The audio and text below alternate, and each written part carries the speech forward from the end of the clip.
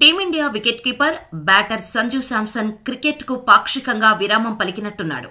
నిత్యం ఏదో ఒక క్రికెట్ టోర్నీతో బిజీగా ఉండే సంజు తాజాగా తన సొంత రాష్ట్రమైన కేరళలో ఫుట్బాల్ మ్యాచ్ ఆడుతూ కనిపించాడు.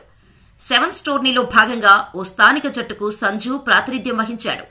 క్రికెట్తో పాటు ఫుట్బాల్లోనూ ప్రావీణ్యం కలిగిన ఈ డాషింగ్ క్రికెటర్ ప్రొఫెషనల్ ఫుట్బాలర్లా గేమ్ ఆడుతూ ఆకట్టుకున్నాడు. దీనికి సంబంధించిన వీడియో ప్రస్తుతం నెట్టింట వైరల్ అవుతోంది.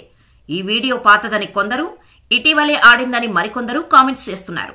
మొత్తానికి సంజు అభిమానులు అతని ఫుట్బాల్ టాలెంట్ను చూసి ముగ్ధులవుతున్నారు.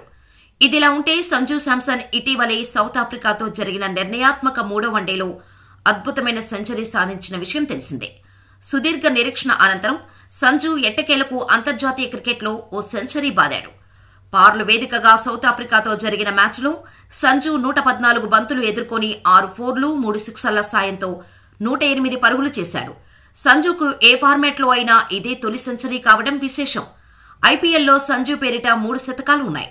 మ్యాచ్ విషయానికి వస్తే దక్షిణాఫ్రికాతో జరిగిన 2వ వన్డేలో సంజు సెంచరీతో కదం తొక్కడంతో తొలుత బ్యాటింగ్ చేసిన టీమిండియా నిర్ణీత 50 ఓవర్లలో 8 వికెట్ల నష్టానికి 296 పరుగులు చేసింది.